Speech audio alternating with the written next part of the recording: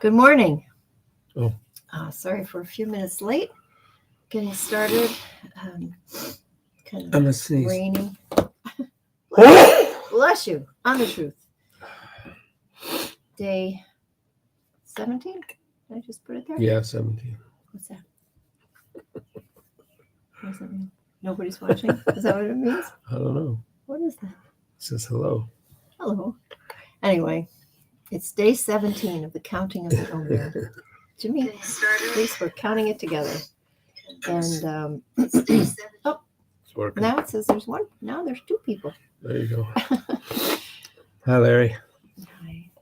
And we've been counting the Omer each day up to day 17 with the Song of Songs. Apologize for the Shir, sniffles, HaShirim, but it's the song of all the songs. just Yeah. allergens in the air Ooh, here in big time. where we are in our undisclosed Yeah. location Even I feel it. I don't have allergies, but on the omphalos, yeah. the belly button of America. So let's the heartline. begin by counting day 17. Do you have a poem for today? Of course. You do. That's good. That's good. And we're going to move through chapter 4 today, too. So First, we'll say a prayer for learning. okay. וערבנה, ונערנו דברי תורתך בפינו, ובפי עמך בית ישראל, ונחיה אנחנו וצאצאינו, וצאצאי עמך בית ישראל. כולנו יודעי שמך ולומדי תורתך לשמה. ברוך אתה, אדוני, המלמד תורה לעמו ישראל. Amen. O God, make the words of your teaching pleasant on our lips and the lips of all of those that come into our screens, so we can spend a time in learning for its transformative possibilities and for the pleasure of it and for no other advantage, because in some circles they'll pay you to learn, but not here. Blessed are you who teaches in this fashion. Amen. Okay, let's see if I can see this thing here.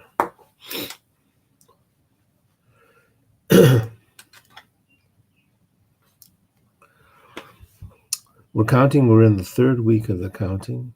We're in the week of Tiferet. Yes. Which is the energy given over to beauty. And it's a synthesizing energy. It's the center pole. Yeah. John Keats, we're paying attention. Buried in the Protestant cemetery outside of Rome. This is Tiferet today, Shabbat Tiferet. And in the week of beauty, today is especially given over to a double measure of beauty. The day is committed to beauty, or the energy that we're sensitive to, let's put it that way, is beauty within beauty. Beauty within beauty today. So, listen to this good, Susie. You'll like this. Okay. Hello, Debbie. Hello, Sam. Prayer to Beloved. In a week of beauty, a day of beauty, double measure beauty like the courses of the lute, unison or a microtone away. Harmony, something new, strings speaking dialogue, vibrating body, 20 fingers. Look out for that tree, the tree Tiferet, beauty, you can't miss it. Chesed, love, Gavura, restraint, Tiferet, beauty, that's the first triad. Those energies we're aware of during the counting. The second triad will be Netzach. You think you know. Hod, you don't. Yesod, foundation in the body, the synthesizing pole. Then Malchut, the spigot. Turn it. Don't turn it. Baruch atah Adonai Eloheinu melech haolam asher kishem b'mitzvotav v'zivanu asfirat ha'omer. היום 17 יום שהם שני שבועות ושלושה ימים לעומר Today is day 17 of the Omer, which is 2 weeks and 3 days of the Omer. Moving through. Bless our president, our vice president, and all their noble retinue. Dr. M teaches the Omer. Almost all your certainty is misplaced. Fountain, its origins toward love, chesed, loving kindness overflowing, bordered by gavura, restraint, lifted and balanced into tiferet, beauty. With netzach, a renewal of confidence, second pass, you think you know, you don't know. Hold on, speaks Hod, settling into synthesis, yesod in your body. With malchut, the spigot is yours. Open, not open. Yeah. You know, I found a really beautiful copy of this You did? upstairs. I was fishing around for oud strings. Oh, really? Yeah. A better copy? It's just interesting. It's different. It's soft cover. It's Oh, really? fancy. It's like gold leaf, you know? What? Yeah. Just of the 5 Megillot? Yeah. All of them? Yeah. And what edition is it? Oh, I didn't notice. I mean, it wasn't Sansino. Yeah. Oh, Sansino. Yeah. Oh, okay. Isn't that funny? Yeah. It was upstairs. We go. There's a lot upstairs. I had it We're a gonna long go through. time. That's our next project. We're gonna go through the books. We have 4 floors of Yeah, books. but in we this won't house. zoom that. No, we won't. No, we won't. Oh my gosh! So you're ready for moving through chapter 4? We left off at verse 8. So chapter 4, we're in the man's voice, or the lover's voice, not the Shulamite voice, but this other voice, the voice of her lover. Assuming it's a man, it seems to be. But who knows? I don't know. You know, we got David and Jonathan. We got a lot of fluidity in Torah that is often not spoken about, right? So we have to be open to it. I think, right? Yeah. You're gonna sneeze again? Huh? You're gonna sneeze again? No. I'm about Okay. to, yeah. I thought so. So verse 8. So this should take us from 8 to 11. That's the next poem. 8 to 11, I think. In chapter Okay, 4, that's this the is next poem. Iti Milavan Kala. Yeah, ready? Okay. E.T. Oh, come with me. Iti Come with Milavan me. Kala. From Iti Milavan the north, Kala. Lebanon, the north. Come with me from the north. Look from atop of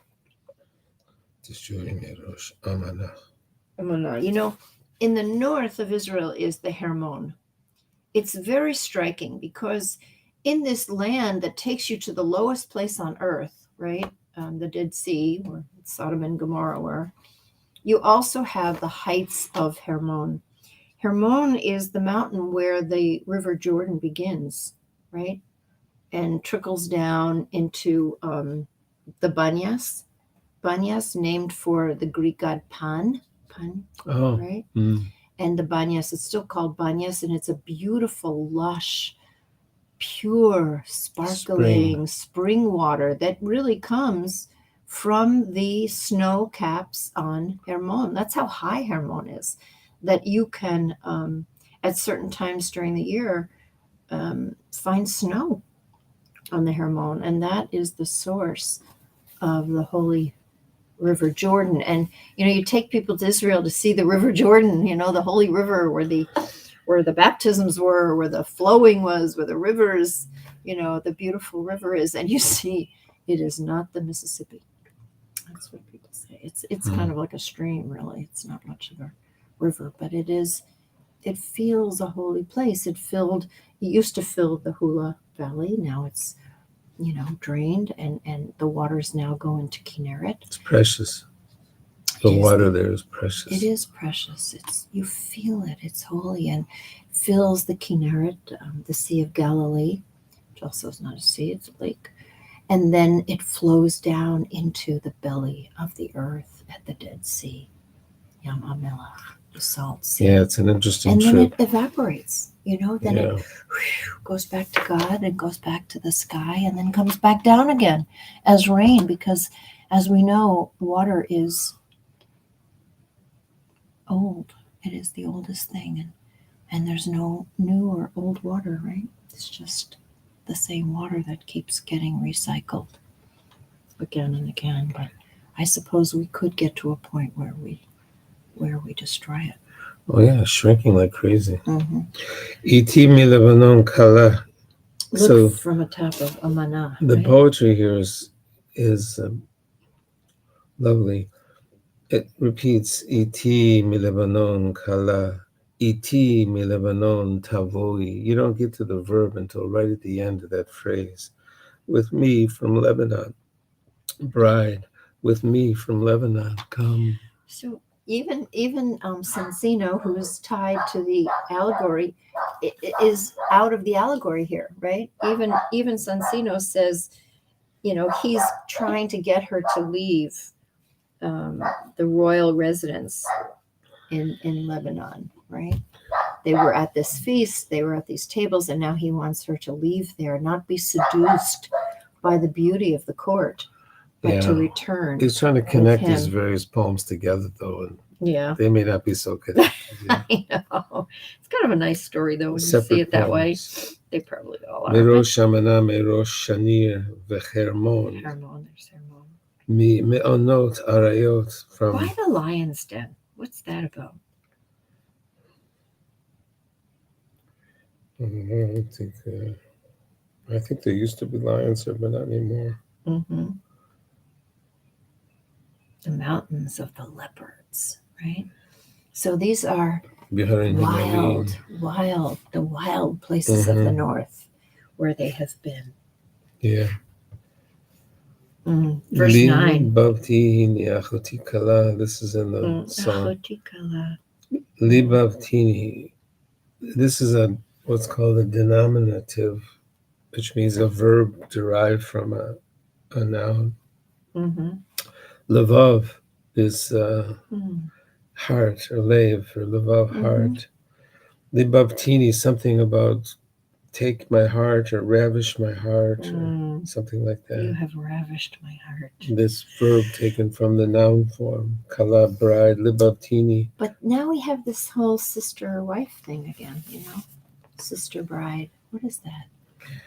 You remember Abraham calls Sarah his sister to save his life, and also Isaac calls Rebecca his sister to save his life from the kings that would take them. So we have this sister-wife motif in Torah, but this might be something different. This might be like another use of the intimate, the intimacy, like rayati. This word they use for my sweetheart or my intimate, my sister, kala, my bride. All of these words, different entries into each other's being with more intimacy.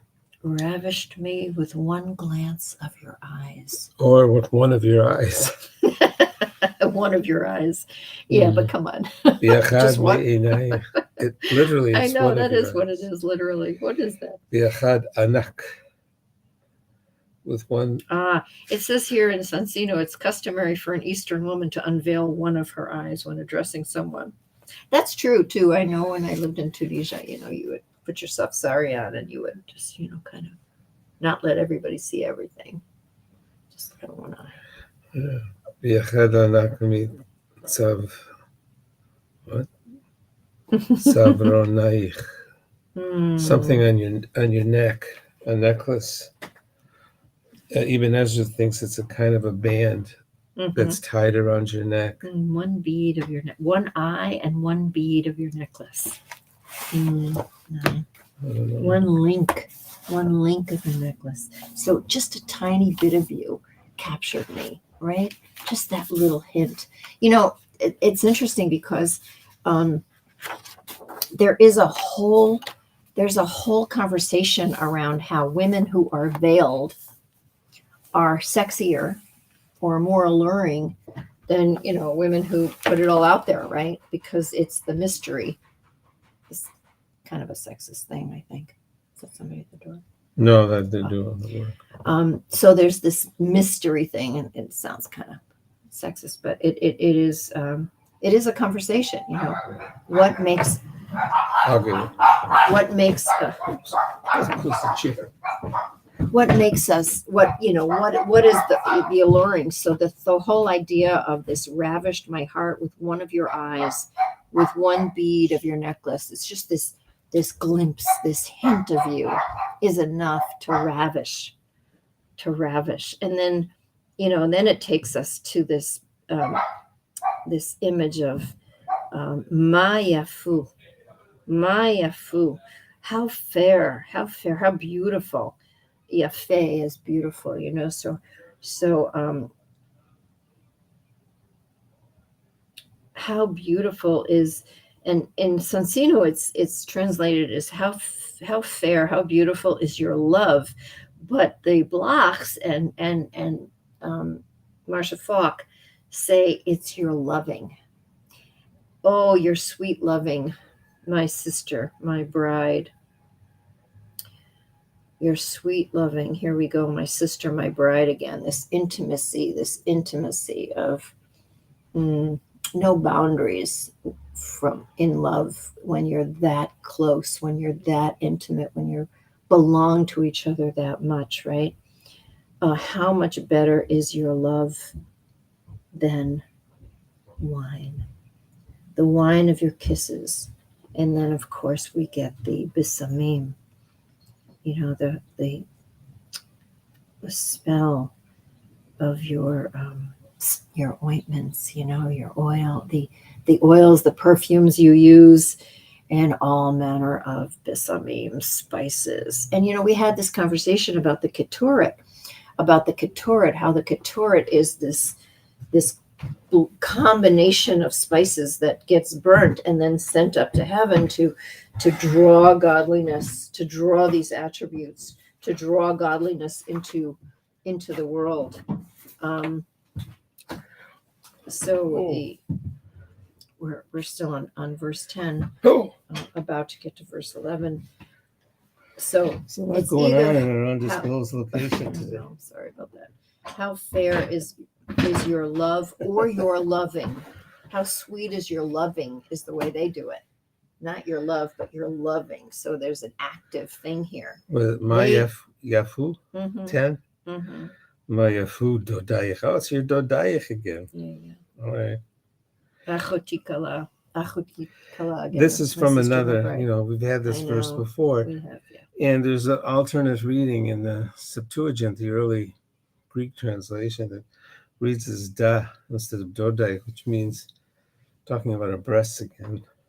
How sweet are your caresses, the sight of her more refreshing than wine, than even wine. V'reach shemanayich, and the smell. Now we have the bisamim again. Yeah. The ketoret. Mikol bisamim, all better than all of the spices. I told you yesterday, I asked the kindergarten kids why we needed the stinky spice, the helmana, and one of the kids said, it's like the stinky cheese. It's good, tastes good, but you gotta get over the smell. Kids are expert on French cheese. I think so. No fit. One more verse, right? Mm-hmm. No fit. Titofna. Shiftotaich. Siftotaich. Your lips. Mm-hmm. Wait. Titofna. Drip, drip, wow. Drip, drip, drip. They drip. Honey. Davash and milk. Honey milk. And milk. Your lips are honey and milk. Under your tongue they drip, right? And your clothes, oh my God. The smell of your garments is the smell of Lebanon. Lebanon must smell good. Well, it's the cedars, the cedars of Lebanon. It's a fresh mountain area. It's controversial, but you go to the Golan, in the north. You go to the Golan where the the terrain is different than all over Israel. It's where apple trees can grow. They grow apples there. The Golan, they grow cherries. All the things you can't grow in the desert, right? And at lower altitudes grow in the Golan. And this is like the the kind of terrain that they're talking about in Lebanon, mountainous with trees, lots of trees, lots of forests. We think that the land of that's now Israel Palestine, we think that was forested once too, but to build all that Roman building, they cut down all the wood and turned what was forested into desert. And one of the things that Ben Gurion talked about was planting the Negev. Going to that place where no one was living. Ben Gurion had an idea there, not to have to take other places that were inhabited, but going to the desert, the Negev. Of course, there were Bedouin there, but there was enough room there, and to make the desert bloom, which is what he did at Sde Boker, his kibbutz. So, it's a complicated land, but when we read this text, not only are we reading about love, not only are we reading about the intimacy of relationship, but we're also being reminded that the land is a text. The land is a text, and it tells a story of human beings who used that text to describe, the meaning of their lives. Yeah. Right? I wonder about something. So, like the repetition of the word reach seems suspicious to me. That it's a later addition, the smell, the aroma, in order to kind of dig or articulate the images more for a reader who might not get the image. Yeah. It's like an addition, like a later. Well, in the next part of this poem, we're going to talk about the actual garden, the garden that is closed up with her, and we'll talk about the saffron and the cinnamon and the frankincense, some of the spices that don't grow there, but can only grow at certain altitudes, and had to be imported, from exotic places, what seemed to them exotic places, and that she is connected to this. She's a simple shepherdess, right? From the hills of Jerusalem. But yet she's decorated pretty well, though. She gets decorated pretty well. But I think some of these, you have different hands. I feel different hands in the language. Of course there are. Yeah. And the composite nature of the whole piece is also. Somebody did that. Yeah. Somebody brought it together. Right? Yeah. And a verse from here and the same verse later. And that kind of thing. Yeah. So we're trying to see what that means and how it and carries the beats, the rhythm of it. So to speak, so that's really important. That's why some words don't fit in with the rhythm. That's why I love. That's why I love Marcia Falk, because she says, "With me, my bride of the mountains, come away with me, come away. Come down from the peaks of the mountains, from the perilous Lebanon caves, from the lairs where lions crouch hidden, where leopards watch nightly for prey. Look down, and come away from lairs where lions crouch hidden, where leopards watch for nightly prey. With one flash of your eyes you excite me, one jewel on your neck stirs my heart, my sister, my bride. Your love more than wine is enticing, your fragrance is finer than spices, my sister, my bride. Your lips sweet with nectar invite me to honey and milk on your tongue, my sister, my bride. Even your clothing is fragrant as wind from the Lebanon mountains. Achuti kala. Ahoti kala. Achuti kala. My sister, my bride. So tomorrow we'll keep going. Vuata nefesh. Now we offer Hamisha Berach. Remember, we're in the moments, the 49 gates. We're moving through the 49 gates of transformation. On our way from freedom from love to freedom for. Yeah, and the way that we're using this text is all of us, to move with love. Uh-oh. It's a phone call you have to take, isn't it? So make the prayer. Well, okay. I guess it's up to me to make this healing prayer.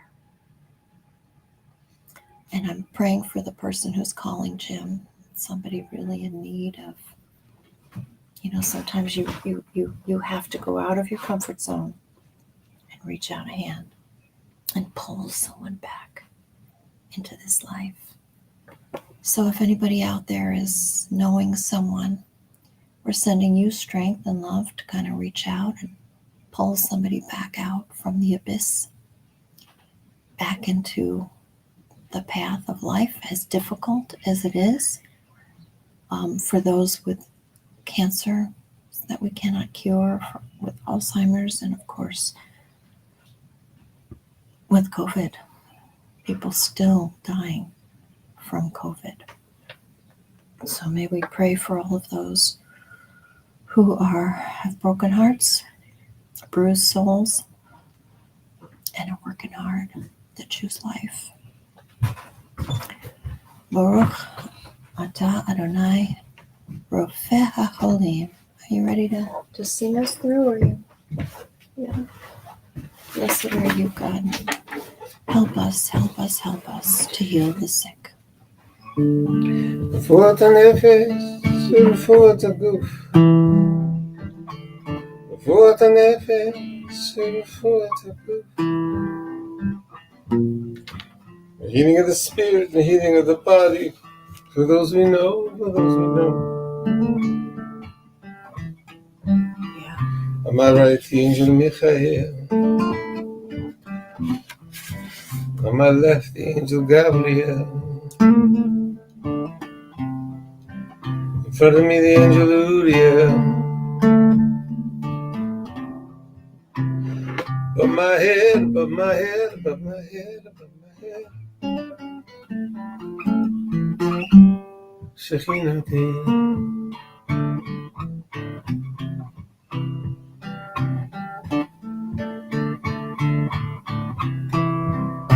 Baruch atah Adonai Rofei HaCholim. Blessed are you, great healer. Amen. Amen.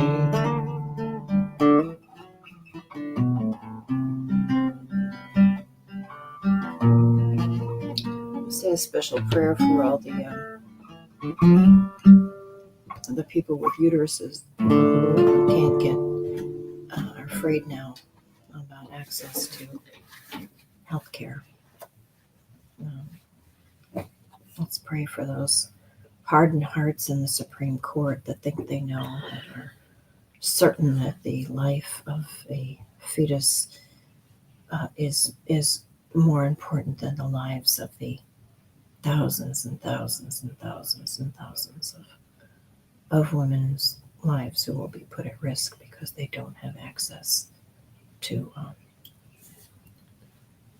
health care, kind of health care that saves their lives and gives them autonomy over their own bodies. So our nation needs prayers for her soul right now as well. Okay. Thanks for joining us. We send you with a blessing on this 17th day of the counting of the Omer this Tuesday, May 3rd, 2022. We hope you have a great day, a meaningful day, a good day, and we will be back tomorrow morning at 9:30 to finish chapter 4 and count high. Amen. Day 18 of the Omer. Thank you.